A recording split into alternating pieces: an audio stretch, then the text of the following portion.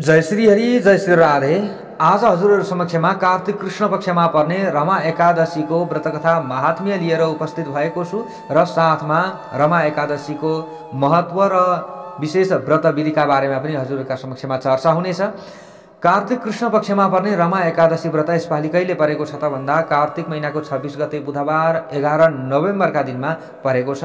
हामी भगवानका भक्तहरूले यसै दिनमा रमा एकादशीको व्रत बस्दैछौँ र व्रतकथा महात्म्य आदिलाई श्रवण गर्दैछौँ।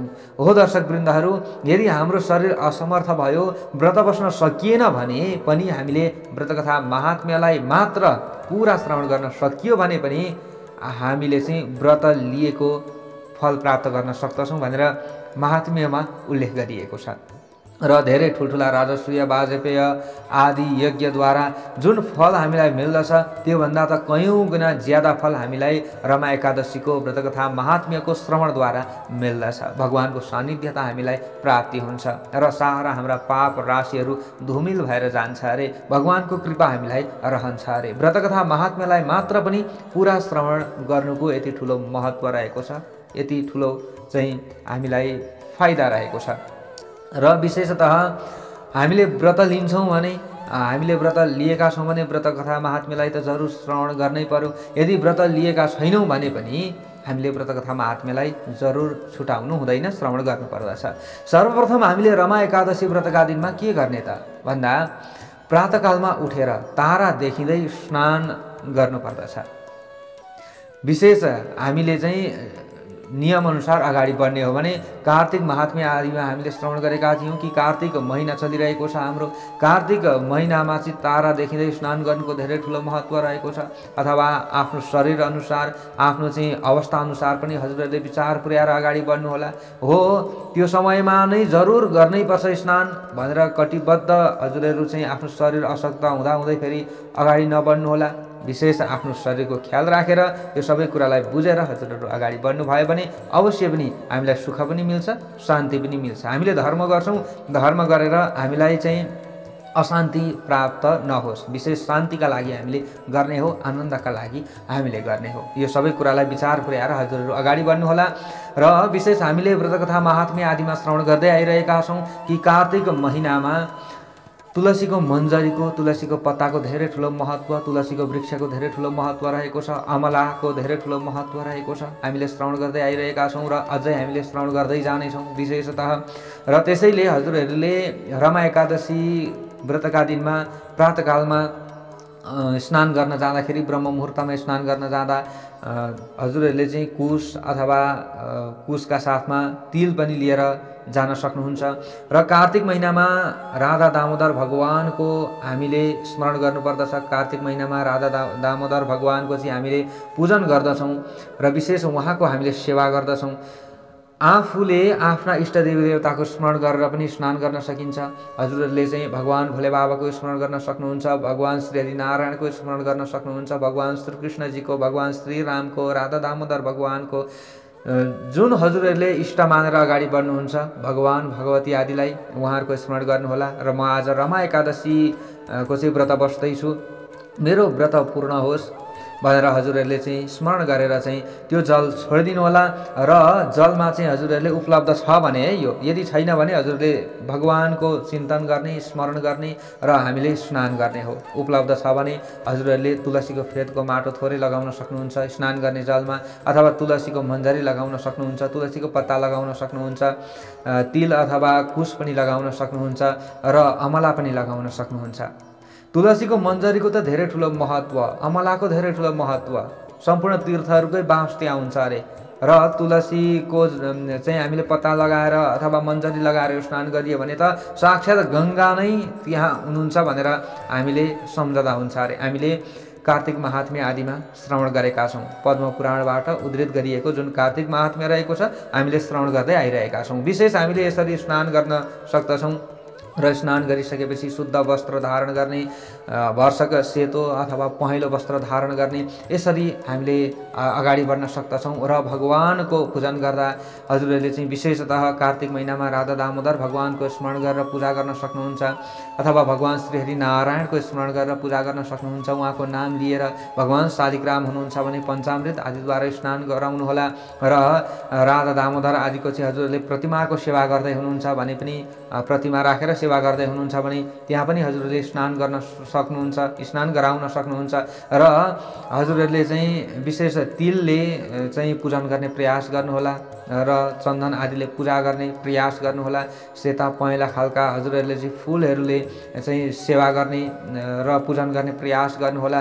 धूप दीप नैवेद्य आदि गर्नुहोला। यो सबै प्रक्रियाहरू हजुरहरूले गर्न सक्नुहुन्छ। त्यस पछाडि व्रतकथा महात्म्यलाई पुरा हजुरहरूले जरुर श्रवण गर्नुहोला र भगवानका नाम जप्ने, नाम संकीर्तन गर्ने चाहिँ विशेषतः हजुरहरूले चाहिँ गोपाल सहस्त्र नाम पढ्ने, विष्णु सहस्त्र नाम पढ्ने, भागवतका 1 अध्याय 2 अध्याय चाहिँ हामीले श्रवण गर्ने, भागवतका श्लोकहरू श्रवण गर्ने, भागवत पढ्ने, यो सबै आफ्नो चाहिँ क्षमताअनुसार हजुरहरूले पढ्न पनि सक्नुहुन्छ, श्रवण गर्न पनि सक्नुहुन्छ। विभिन्न माध्यमहरू अहिले त रहेका छन्, यसरी अगाडि बढ्न सकिन्छ विशेषतः। र अब हामी यसरी हजुरहरूले यी सबै कुराहरूलाई चाहिँ अपनाएर अगाडि बढ्न सक्नुहुन्छ। अब कथा श्रवण गर्नका लागि अगाडि बढौँ। जो भगवान श्रीकृष्णजीले राजा युधिष्ठिरजीलाई कथा बताउनु भएको थियो र कथा बताउँदै हुनुहुन्छ, सोही कथा हजुरहरू समक्षमा हामी राख्नेछौँ, महात्म्य हामी राख्नेछौँ। युधिष्ठिरजीले अगाडि गएर भन्नुहुन्छ भगवान श्रीकृष्णसँग, कथयस्व प्रसादेन मम स्नेहा जनार्दन कार्तिकस्यासिते पक्षे किम नाम एकादशी भवेत्। हे जनार्दन, हे श्रीकृष्ण, कार्तिकको कृष्ण पक्षमा के नाम गरेको एकादशी हुन्छ? कृपापूर्वक म माथि दया गरेर कही बक्सियोस् भनेर यसरी भनिसकेपछि भगवान श्रीकृष्णजीले अगाडि गएर राजा युधिष्ठिरजीलाई भन्नुहुन्छ, श्रूयतां राज शार्दूल कथयामि तवाग्रतः कार्तिके कृष्ण पक्षे तु रमा नाम्नी सुशोभना।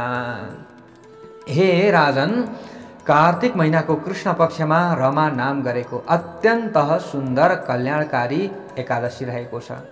जुन एकादशी रहेको छ यो एकादशी त ठुला ठुला पापहरूलाई पनि नाश गर्नेवाला रहेको छ। यस्तो श्रेष्ठ एकादशी रहेको छ। हे राजन, प्रसङ्गवश म तपाईँलाई एउटा महत्त्वपूर्ण महात्म्य श्रवण गराउँदैछु, महत्त्वपूर्ण कथा श्रवण गराउँदैछु, ध्यानपूर्वक श्रवण गर्नुहोला। जुन महात्म्य व्रतकथाद्वारा अवश्य पनि हजुरको कल्याण हुनेछ भनेर यसरी भन्नुभयो। अगाडि गएर भन्नुहुन्छ, मुचुकुन्द इति ख्यातो बभूव नृपति पुरा देवेन्द्रेण समम यस्य मित्रत्वमभवन् नृप। हे राजन, पहिलेको समयमा मुचुकुन्द भन्ने नामले सुप्रसिद्ध कुनै राजा भएका थिए। हे नृप, उनको देवेन्द्रका साथमा मित्रता रहेको थियो। देवेन्द्रका साथमा मात्रै हो त होइन, यमराजका साथमा पनि मित्रता थियो, वरुणका साथमा, कुबेरका साथमा, विभीषणका साथमा पनि उनको मित्रता थियो। ती राजा सधैँ विष्णुको भक्त थिए, सत्य प्रतिज्ञावाला थिए। हे राजन, यस्ता प्रकारले एकदम शत्रुहीन राज्यको शासन गर्ने त्यस राजाको घरमा नदीहरूमा श्रेष्ठ चन्द्रभागा जस्तै चन्द्रभागा नाम गरेकी छोरी पैदा भइन्। पछि ती छोरी बढ्दै बढ्दै गइसकेपछि चन्द्रसेन नाम गरेका जो राजा थिए उनका छोरा शोभनालाई, ती छोरीलाई जो मुचुकुन्द थिए मुचुकुन्दले दिए। मुचुकुन्दले दिइसकेपछि शोभनासँग विवाह पनि भयो। हे राजन युधिष्ठिर, ती शोभना कुनै समयमा ससुराका घरमा ससुराली आउँदा भए। ससुराली आए। अब ससुराली आइसकेपछि त्यही बेलामा अत्यन्त पुण्य दिनेवाला जो रमा एकादशी थियो त्यो रमा एकादशी पनि आयो। व्रतको दिन आइसकेपछि जो चन्द्रभागा थिइन् यिनलाई अत्यन्त चिन्ता पर्यो, मेरा स्वामी त कहिल्यै पनि भोकै बस्नु भएको छैन र भोकै बस्न पनि सक्नुहुन्न, अत्यन्त दुर्बल हुनुहुन्छ, दुब्लो भइसक्नु भएको छ, भोकै बस्नु भयो भने त उहाँको प्राणै जान्छ। अब के गर्ने होला, कसो गर्ने होला? त्यो एकछिन पनि भोक सहन नसक्नेवाला जो शोभना थिए, शोभनाप्रति यी चन्द्रभागाको अत्यन्त चिन्ता बढेर गयो। मेरा पिताजी भने उग्र शासन गर्नेवाला हुनुहुन्छ। दशमीको दिन आयो कि उहाँको ढोल बज्न थाल्दछ, यानि कि उहाँले ढोल ठटाउन थाल्नुहुन्छ, ढोल पिटाउन थाल्नुहुन्छ कि भोलि एकादशी छ है, कसैले पनि केही पनि नखानु भनेर उहाँले भन्न थाल्नुहुन्छ। अब के गर्ने होला, मेरा स्वामीलाई कसरी बचाउने होला? भोलि एकादशी हो, एकादशीमा कसैले केही नखानु भन्नुहुन्छ उहाँले। नखानु भनिसकेपछि त्यहाँ कसैको दाल गल्दैन, कसैले खान पाउँदैन, यस्तो उग्र शासन उहाँको छ। अब के गर्नु होला भनेर यो सबै वृत्तान्त आफ्ना पतिलाई गएर चन्द्रभागाले भन्दी भइन्, शोभनालाई गएर। त्यति भनिसकेपछि हे सुन्दरी, अब मैले के गर्ने त भन्छन् यी शोभना। अब मैले के गर्ने त? हे शोभने, यसबारेमा मलाई शिक्षा देऊ, मलाई केही बताऊ, कसरी बच्ने त? अब म कहाँ जाउँ त? म त खप्नै सक्दिनँ, म त यस्तो कमजोर छु, तीमाथि प्रेसर लो, हरेक समस्या छ, म त भोकै त एकैछिन पनि बस्न सक्दिनँ, अब के गरौँ त भन न। हेर्नुहोस्, यस्तो स्थितिका थिए अरे यी शोभना चाहिँ। कहिल्यै पनि व्रत बस्दैनथे। व्रत बस्नुको त के कुरा, उनलाई जतिखेर खाना चाहिने, एकछिन पनि भोकै बस्न नसक्ने खालका थिए अरे। चन्द्रभागाले भनिन्, अब हे प्रभु, हे स्वामी, मेरो पिताको घरमा एकादशीको दिनमा कसैले पनि केही खानु हुँदैन। मान्छेले मात्रै हो त होइन, हात्ती घोडा अरू पशुहरूलाई पनि उहाँले केही दिनुहुन्न। यस दिनमा कसैले पनि केही खाने होइन, निराहार बस्नुपर्दछ भन्नुहुन्छ। अब के गर्ने होला? केही पनि खान पाइँदैन त हे स्वामी एकादशीको दिनमा? मनुष्यहरूले अब कसरी खान पाउँछन्, जनावरले त खान पाउँदैनन् भनेर यसरी अब चन्द्रभागाले शोभनालाई सम्झाउँदै भइन्। हे स्वामी, यदि तपाईँ खानुहुन्छ भने यो घरबाट अन्तै जानुहोस्, अन्यत्रै कतै जानुहोस्। मनमा यस्तो विचार गरेर आफ्नो मनलाई दृढ गर्नुहोस् कि म कतै जान्छु कि म जाँदिनँ भने पनि म आज चाहिँ भक्कै बसेर देखाइहेर्छु भनेर तपाईँले धैर्य धारण गर्नुहोस्, यति तपाईँले गर्नै पर्दछ भनेर यसरी सम्झाउँदै भइन्। तब शोभनाले भने, तिमीले यो कुरो साँच्चै भन्यौ, सत्यमेतत्त्वयैवोक्तं करिष्येऽहमु पोषणम। तिमीले सत्य भन्यौ, ठिकै छ कि म कहीँ जान्छु कि म एकाग्र चित्त भएर बस्दछु, धैर्य धारण गरेर बस्दछु। के हुँदो रहेछ, एक दिन त भोग खपी हेरौँ न, एक दिन त व्रत बसी हेरौँ न कस्तो हुँदो रहेछ, कतै भा म सकिहाल्छु कि भनेर यसरी अब उनले सोच्न थाले र यही कुरा आफ्नी पत्नीलाई उनले भने, म एक दिन बसिहेर्छु भनेर यसरी उनले अब भोकै त्यस दिन बस्ने प्रयास गरे। उनले आँट गरेर अब एकादशी पनि आयो। भोलिपल्ट एकादशी आइसकेपछि अब सबै निराहार बसे। जो शोभना थिए, शोभना पनि निराहार बस्दा भए। अब बस्दै थिए, भोक प्यासले आकुल व्याकुल भएका छन्, आलस तालस भएका छन्, सक्दैनन्, सबैलाई वास्तै छैन अरूलाई, तर ऊ सक्दैनन्, छटपटाइरहेका छन्। अब सूर्य अस्त पनि भयो, हेर्नुहोस् है, सूर्य अस्त पनि भयो। अब खानुपर्ने छ भोलिपल्ट बिहान हामीले भगवानको पूजन गरेर प्रसाद आदि ग्रहण गरेर मात्रै भोजन खाने हो। तर अब सूर्य अस्ताचलमा पुगिसकेपछि त अत्यन्त उनलाई त झन् गाह्रो भइसक्यो। अब रातभरि अरू भगवानका भक्तहरू जागराम बसिरहेका छन्, भगवानको नाम लिँदै नाचिरहेका छन्, उफ्रिरहेका छन्, भगवानका कथाहरू श्रवण गरिरहेका छन्, भगवानको नाम जपिरहेका छन्। तर यता शोभनालाई भने अत्यन्त पीडा भइसक्यो। अब के गर्ने, के खाने, कहाँ जाने? हेर्नुहोस्, उहाँको जो शोभना थिए, शोभनाको त सासै रोकिन थालिसक्यो अरे। एकदमै गाह्रो भइसक्यो, सास रोकिन थालिसक्यो। भोलिपल्ट सूर्य उदाउने बेलामा ती शोभनाको त प्राणै गएछ। हेर्नुहोस् है, प्राणै गयो, खप्न सकेनन् भोकैका कारणले गर्दा उनको प्राण गयो। अनि अब राजाले पनि राजयोग्य चन्दन आदिका दाउरा आदि ल्याएर चाहिँ ती शोभनाको दाह संस्कार गरिदिएछन्। अब जो चन्द्रभागा थिइन्, चन्द्रभागा सती जान खोजिन्, तर राजाले दिएनन्। राजाले रोके, तिमीले सती जान हुँदैन भनेर रोकिदिए र औषधि क्रिया आदि काज क्रिया आदि सबै गरिदिए। र यसरी गरिसकेपछि जो चन्द्रभागा थिइन्, चन्द्रभागा पनि पिताकै घरमा रहन लागिन्। हे नृपश्रेष्ठ, हे युधिष्ठिर, उता शोभना भने अब के भयो त? उनले त्यो देह त छोडे, देह छोडिसकेपछि यो एक दिन मात्रै पनि व्रत बसेको प्रभावले गर्दा उनले मन्दराचलको शिखरमा रहेको अत्यन्त सुन्दर देवपुरमा बस्न पाए। दिव्य शरीर धारण गरे अरे। त्यस पछाडि मनुष्यको शरीर थियो अगाडि, त्यस पछाडि दिव्य शरीर धारण गरे अरे र मन्दराचलको शिखरमा रहेको देवपुरमा उनी बस्न लागे। त्यो देवपुर अत्यन्त उत्तम थियो अरे र शत्रु रहित भएको त्यो पुर थियो अरे। असंख्य प्रकारका विभिन्न चित्र विचित्र आदि गरिएका मणिमाणिक्यहरूले सुशोभित भएको त्यो क्षेत्र थियो अरे। विभिन्न चाहिँ त्यहाँनिर गनेर गनि नसक्नु वैदुर्य मणिहरू जडेका चाहिँ खम्बाहरू भएका महलहरू थिए अरे। त्यस्तो नाना प्रकारका आकार विकारका त्यहाँ चित्र विचित्र आदिका चाहिँ विभिन्न महलहरू थिए अरे। राजा सिंहासनमा आसीन भए अरे ती त। अब हेर्नुहोस् है, त्यो एकै दिन पनि आफूले नजानिकन व्रत बसेको प्रभावले गर्दाखेरि पनि उनलाई यति फल मिलिरहेको छ। अब उसलाई त कसैले छाता उडाइरहेका छन् अरे, कसैले चामरले हम्किरहेका छन् अरे। दिव्य शरीर धारण गरेर नि उनले त त्यहाँ बस्न पाएछन्। शिरमा मुकुट लगाएका छन् अरे, कानमा कुण्डल पहिरेका छन् अरे, रत्नका माला लगाएका छन् अरे। यस्ता भए अरे। गन्धर्व आदिद्वारा स्तुति गरिएका छँदा, अप्सरा आदिले सेवा गरिएका छँदा उनी त्यो पुरमा बस्न लागे। यस्तै क्रममा कुनै समयमा मुचुकुन्दकै पुरमा बस्ने सोम शर्मा नाम गरेका ब्राह्मण हुनुहुँदो रहेछ। यी ब्राह्मण चाहिँ तीर्थयात्रा गर्ने क्रममा घुम्दै घुम्दै शोभन जहाँ बस्दथे शोभन बस्ने ठाउँमा पुग्नु भएछ। रमा एकादशीको व्रतको प्रभावले जो कोहीले पनि यस्तो प्रकारको स्वर्गीय गति पाउन सक्छ अरे। अनि सोम शर्माले राजाको ज्वाइँ हुन् भन्ने कुरा जानेर ती शोभनका समीपमा सोम शर्मा नाम गरेका ब्राह्मण जानुभएछ। गइसकेपछि शोभनले पनि हतार हतार चिनेछन् र सिंहासनबाट उठेर श्रेष्ठ ब्राह्मणलाई नमस्कार गरेछन्। अनि उनीसित राजा ससुराको कुशल प्रश्न गरेछन्। आफ्नी कान्ता चन्द्रभागाको र नगरको पनि क्षेम कुशल के छ कस्तो छ सबै कुरा सोधेछन् शोभनाले। हेर्नुहोस् है, सोम शर्माले भनेछन्, हे राजन, तपाईका ससुराको घरमा कुशलै छ, चन्द्रभागा पनि कुशल छिन्, नगरमा पनि चारैतिर कुशलै छ। हे राजन, अब आफ्नो वृत्तान्त बताउनुहोस्। म बडो आश्चर्यचकित छु। तपाईको त मृत्यु भइसकेको थियो, फेरि यो दिव्य देह धारण गरेर तपाईँ यहाँ हुनुहुन्छ, कसरी यस्तो भयो?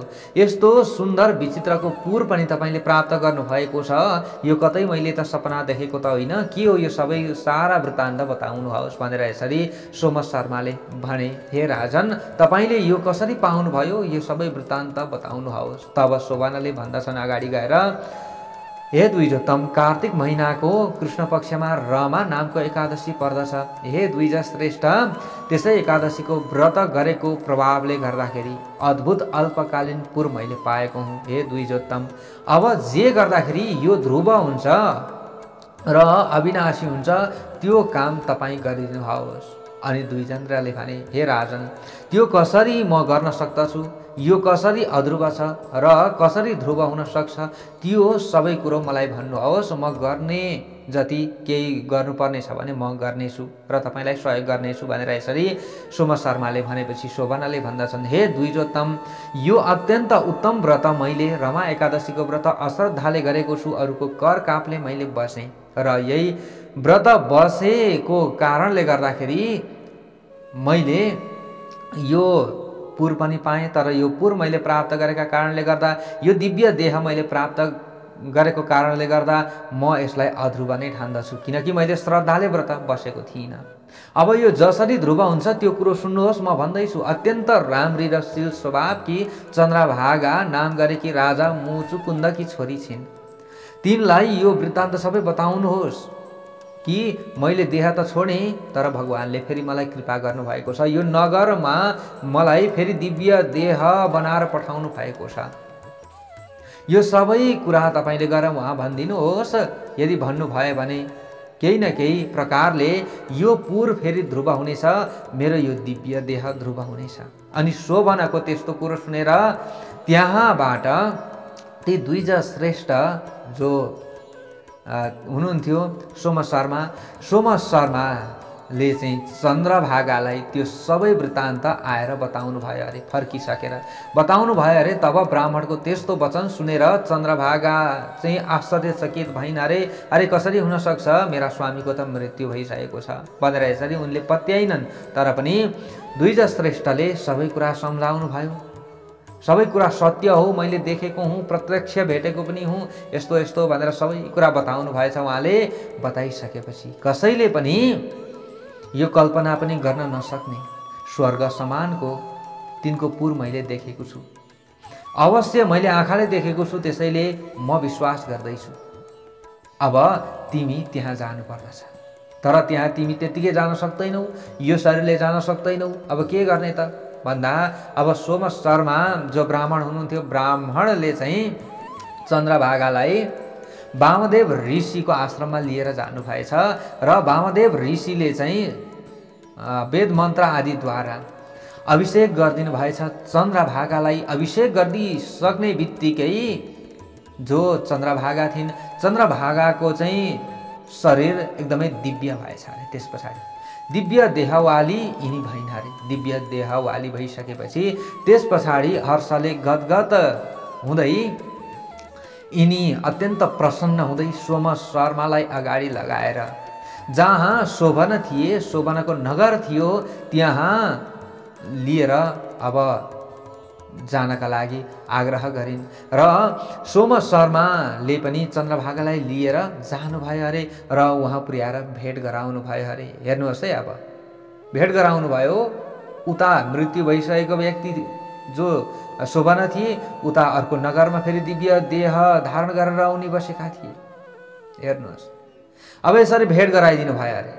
मृत्यु पछाडि पनि फेरि दिव्य देह उनको भयो र पति पत्नी बीचमा यसरी भेट भयो। पूर्व जन्मको स्मरण पनि थियो। सबै कुरा हेर्नुहोस्, यो व्रतको प्रभाव सबै यहाँनिर कुरा मिलिरहेको छ।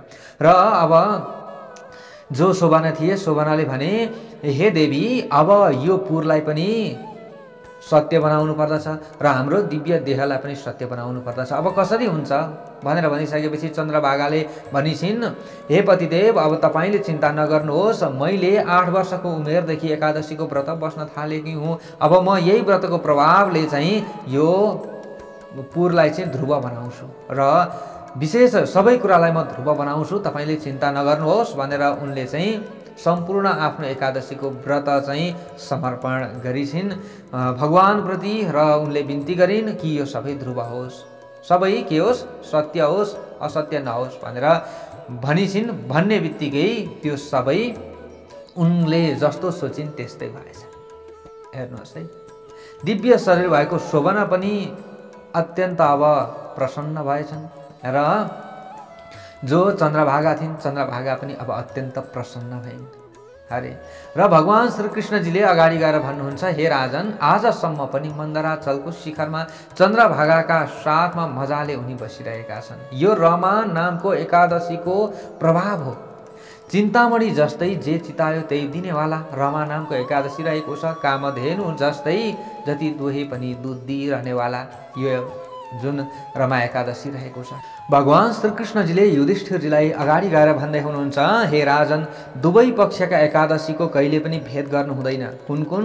शुक्ल पक्ष र कृष्ण पक्षको। यो शुक्ल पक्षको एकादशी हो, यो कृष्ण पक्षको एकादशी हो भनेर कहिले पनि भेद गर्नु हुँदैन अरे। दुवै पक्षका एकादशीहरू भुक्ति र मुक्ति दिनेवाला छन्। जो मनुष्यहरूले एकादशीको व्रत बस्दछन् भने उनीहरूलाई भुक्ति मुक्ति दुवै मिल्दछ।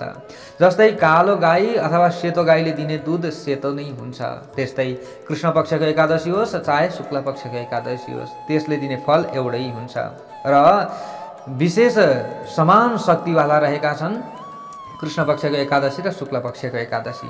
सबै एकादशीको व्रतको महात्म्य व्रती मनुष्यले अवश्य पनि सुन्नु पर्दछ अरे। हेर्नुहोस्, यहाँनिर यही बताइयो, एकादशी व्रतानाम च महात्म्यम शृणुयान् नरः। व्रतीहरूले महात्म्यलाई जरुर श्रवण गर्नुपर्दछ। एकचोटि मात्रै होइन, बार बार श्रवण गर्नुपर्दछ।